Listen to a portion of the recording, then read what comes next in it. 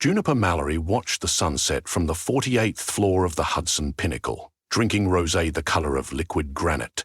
In the glass facade, she could see her own faint reflection, sterling grey suit, black, bob sharp as a scalpel, and beyond it the profile of Manhattan.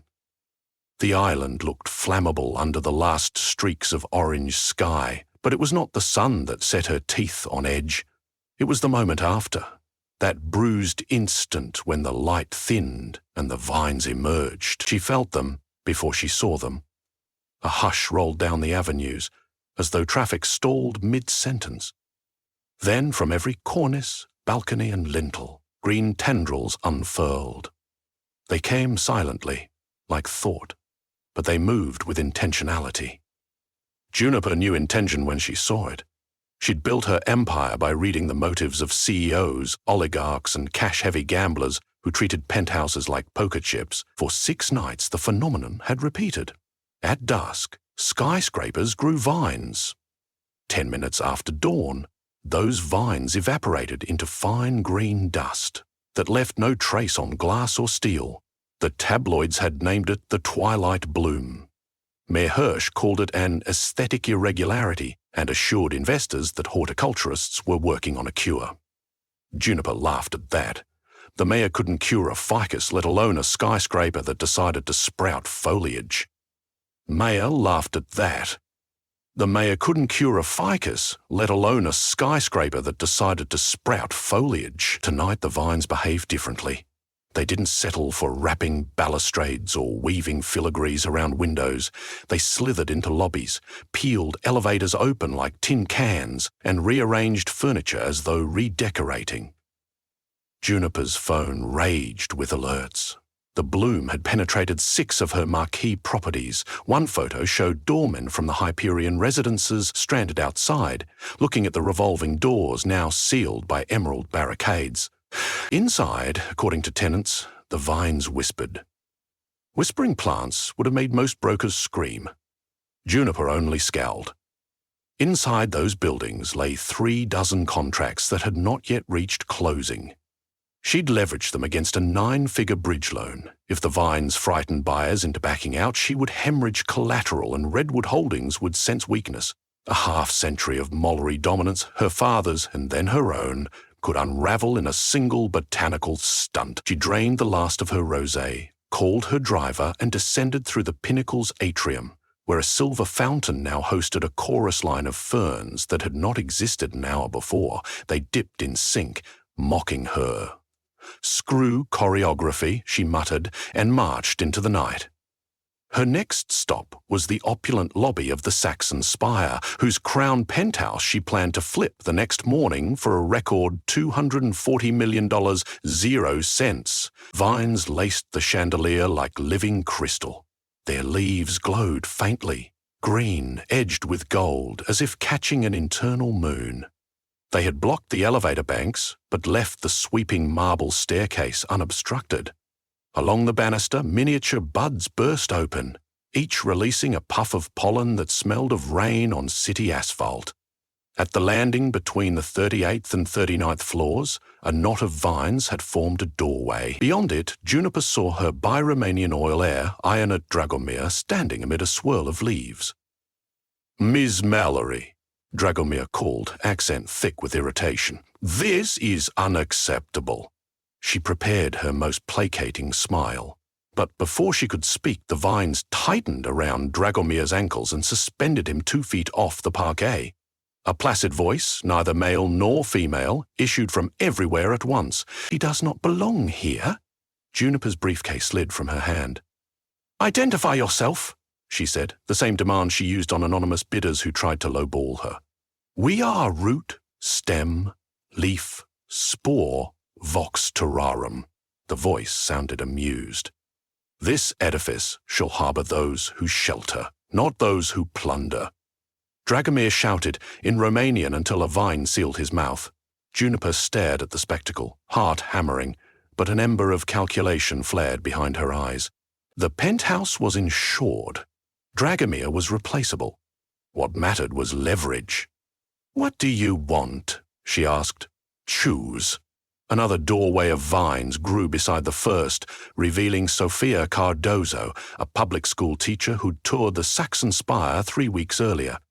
She had adored the view but shrugged, saying teachers didn't set foot in such castles. Now the vines lowered her gently onto the staircase, opened a path toward the penthouse, and unfurled leaves beneath her shoes like a green carpet. She belongs. Teach, grow, tend. Dragomir was ejected, deposited upright but nettle-stung, and escorted by vines to the exit.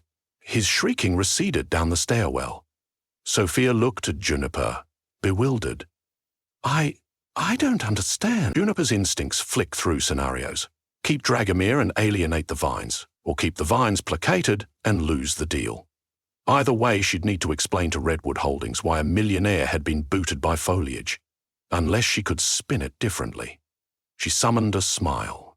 "Congratulations, Ms. Cardozo," she said.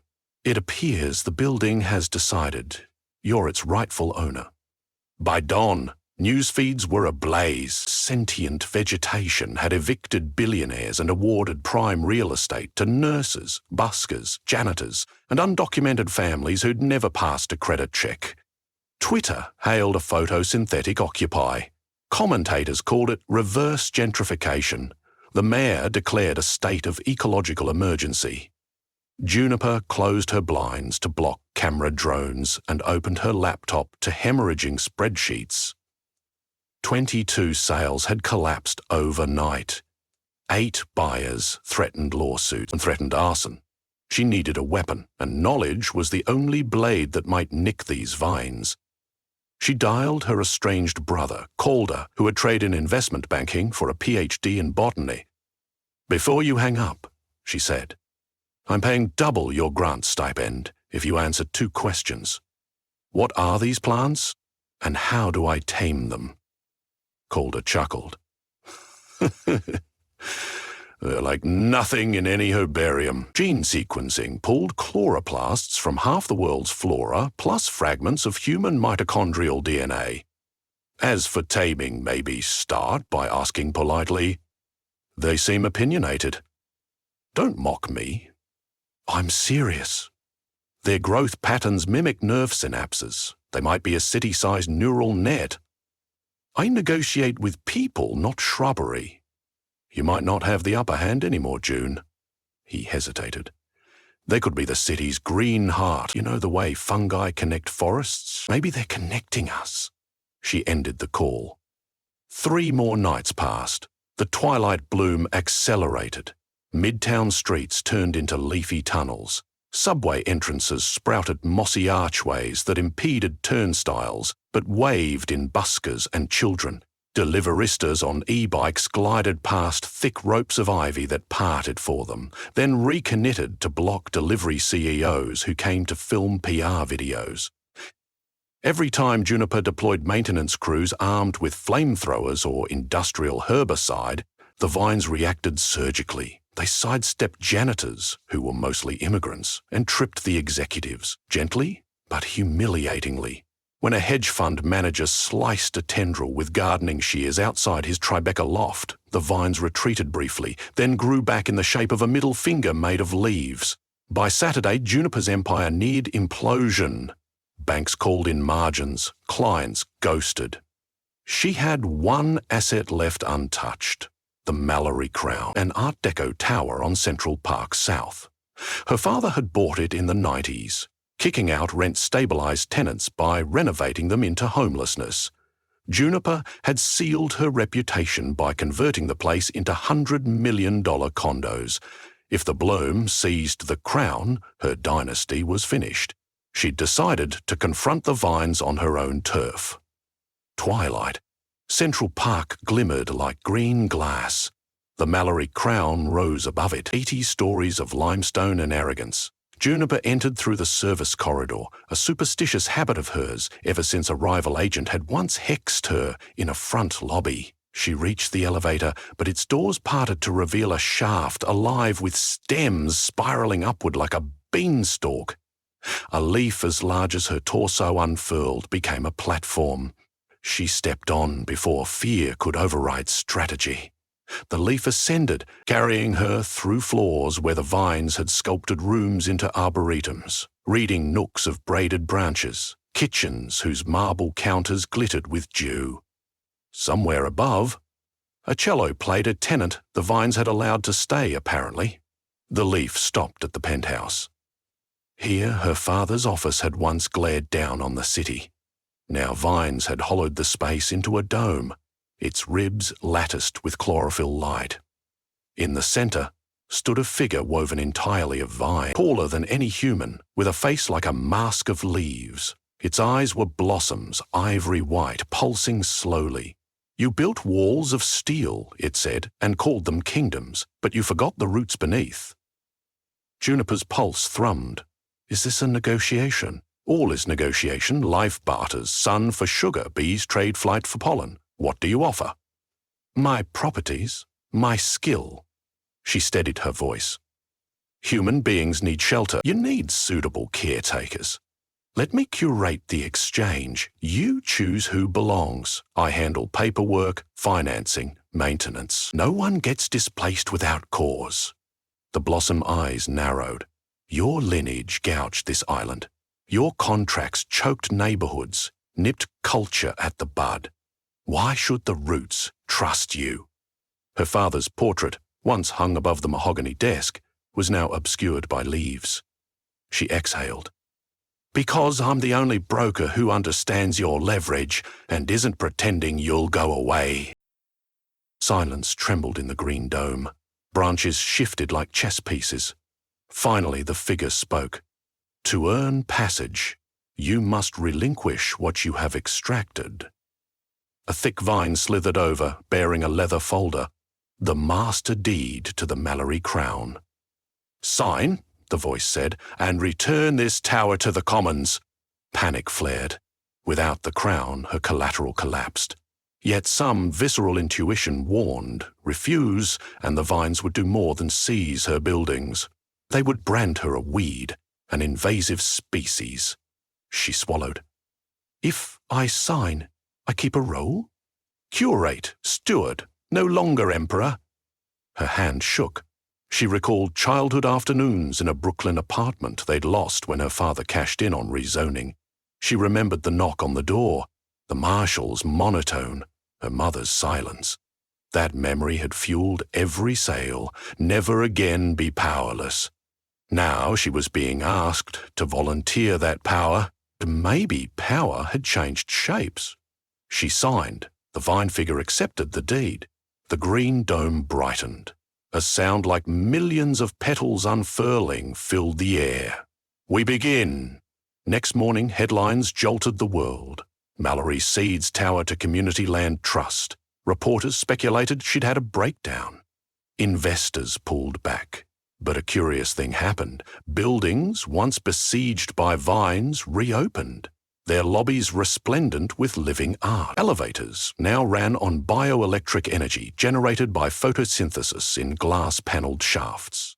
Tenants previously selected by the vines found letters drafted on Mallory letterhead confirming lifetime leases at 1/10 market rate. In exchange, they agreed to serve as gardeners, tutors, caretakers, or artists in residence. The city's building department scrambled to categorize the arrangement. Zoning lawyers invented a new district, VQ, Verdant Quorum. To receive a VQ certification, a building needed human stewardship approved by the Bloom, and Juniper Mallory became the first licensed verdancy broker. Her office moved into the repurposed Mallory Crown, now renamed the People's Canopy. She worked from a desk grown of knotted maple that adjusted height when she approached. Her assistant was Sophia Cardozo, who split time between teaching and tenancy coordination. Calder served as scientific advisor, charting the bioneural networks linking structures. Deals progressed differently now. Buyers, often community groups, pooled through co-ops, submitted essays, art portfolios, or neighborhood improvement proposals. At dusk, Juniper took them to the building in question.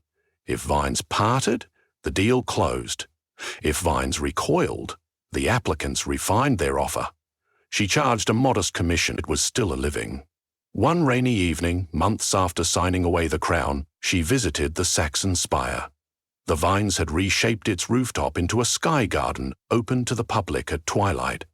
Juniper wandered among luminous orchids that pulsed like lanterns. She found the vine figure waiting a projection of the city's green heart. "You adapt quickly," it said. "I'm a broker," she replied, brushing raindrops from her sleeves. "We pivot. What do you seek now?" She considered. The city skyline beyond the garden was speckled with new greens. Buildings looked less like rival thrones, more like tall trees in a shared forest. "I used to measure success by how much I could own," she said. "Now I wonder how much I can belong." The vine figure's blossoms curved in what might have been a smile. Then it dispersed, leaves whirling upward into darkness. Winter arrived, and with it another shift. The vines hibernated inside building walls, reducing public spectacle. Investors returned timidly. Some sought to game the bloom, hiring PR teams to craft philanthropic facades. Those efforts failed. Word spread that Juniper Mallory could tell somehow whether a building's heart would open. She couldn't articulate the sensation. It was a tremor in her bones when she stepped into a lobby at dusk. A yes, like soil accepting a seed, or a no, like concrete shrugging off water. She'd learned to trust it. One afternoon, she stood before a dilapidated garment factory in Hell's Kitchen, approached by a startup founder wanting to convert it to luxury VR condos. The vines had not yet claimed the site, which meant human choice still mattered. Juniper listened to his pitch, ran her finger along the cracked brick, and felt nothing bloom inside her chest. "The answer is no," she said, and walked away, leaving the founder sputtering. She called a coalition of local non-profits instead. They proposed an arts collective, makerspace, and affordable lofts. Juniper arranged financing through a green bond fund, leveraged lightly against future rent stabilized at 70% AMI. Twilight came. The vines arrived. The factory facade erupted in lilac buds like laughter. Some nights, though, ethics tangled like wild roots. A hospital wanted to demolish 2 tenement blocks to build a state-of-the-art facility. The vines were divided, creeping halfway up both structures, pausing as though undecided. Juniper brokered a compromise. The hospital would integrate housing on its top floors for all displaced residents, at their existing rents, with guaranteed job training for any who wanted employment. The vines sealed the deal by forming a living sky bridge that linked old building to new, carrying medicinal herbs along its spine. The headline read, "Green Heart Mediates Healthcare." CNN invited Juniper to debate economists. She turned them down. Television had lost interest in nuance, and nuance was her daily bread now. On the anniversary of the first twilight bloom, the city held a dusk-to-dawn festival. Streets were closed to cars. Vines wove archways over avenues. Food carts served herb-infused versions of street classics. Kudzu dumplings, vine-leaf tacos, mint cannoli sprouting living shoots. Juniper walked incognito, hood up, savoring the mix of exhaust, sap, and cumin. Near Bryant Park, she spotted her former rival, Harold Ying, who'd once tried to sabotage her by bribing inspectors. He was arguing with a tendril that had wrapped his ankle. "I'm on the list," he insisted. The vine tightened. Juniper almost walked on, then sighed and stepped forward. "Harold," she said. He blinked. "Mallory?" "Thank God. Tell this weed I'm on the guest list for the Oracle Lounge." Juniper touched the vine. It relaxed, but did not retreat. She turned to Harold. "That lounge is for the Community Garden Volunteers after party. You bulldozed half of Harlem's gardens for condos last spring. Maybe volunteer next season?" His jaw worked. The vine loosened a bit more, as if waiting. Harold muttered something about schedules and walked off. Juniper whispered to the tendril, "Thanks." It brushed her wrist like a cat before slipping back into brickwork. Late that night, she climbed the Empire State Building, now crowned with a greenhouse observatory. Wind howled around the antenna. But inside the glass dome was warm, humid, smelling of loam. A circle of vines formed seats. She sat. The city glittered below, no longer a grid of conquest, but a mosaic of cohabitation. She saw phone lights, tracing outlines of pocket parks that had sprung up on rooftops. She saw cargo drones landing on helipads padded with moss to soften impact noise. She saw the Hudson shimmering in algae-fed turk walls. "We promised a bargain," said the green-heart voice carried through the leaves of the dome.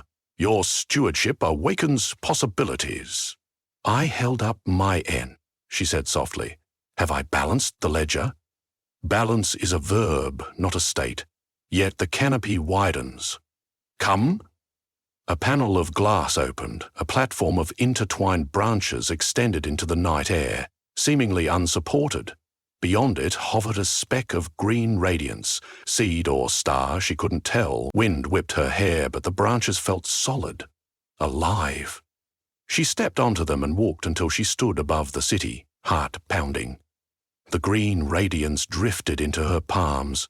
It pulsed there, warm and pleasantly heavy like fertile earth. Instinctively, she pressed it to her breastbone. It melted through fabric and skin, dissolving without pain. She gasped. A map burst behind her eyes. Roots tangled with subway lines, sap arteries mirroring water mains, leaf clusters perched on housing stock, blossoms marking community centers. The city was a body. The vines its nerves, the people its conscience.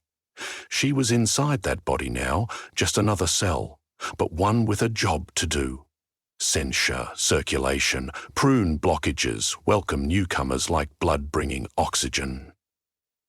She returned to the dome, eyes wet. "That's a lot to hold." "Share it," said the voice. "Seeds sprout best in open soil." Months later, when developers asked how she made decisions, she said, "I listened to the buildings." They laughed, then noticed deals kept slipping from those who didn't adjust. Soon they hired community liaisons, funded rooftop farms, offered equity to tenants, not from virtue but economics. Verdant properties retained value, sterile ones went fallow. Juniper cultivated that pragmatism. She didn't preach. She presented numbers. Lower maintenance costs due to vine bio-repair, tenant stability driving down vacancies, carbon credits subsidizing mortgages. Wall Street wrote white papers on phytoasset integration. Sometimes she wondered whether the city was truly better or merely different. But on mornings when dawnlight scattered the vines into green mist, she strolled neighborhoods once gutted by speculation and found them thrumming with life. Kids playing tag beneath fire escapes draped in honeysuckle, elders drinking coffee on stoops that doubled as herb planters, jazz trios practicing under sycamore pergolas sprung from the concrete. That was proof enough. One evening she visited her father's grave in Queens. She hadn't been in years. Vines had not touched the cemetery. Some boundaries even the bloom seemed to respect. She placed a sprig of ivy on the headstone. "Different game now, Dad," she said. "You taught me to win. I had to learn how not to." The wind carried a faint scent pollen and dust. History and promise. She walked back toward the city, where, under the gathering dusk, the first emerald tendrils already stretched skyward, searching for walls to climb and hearts to open.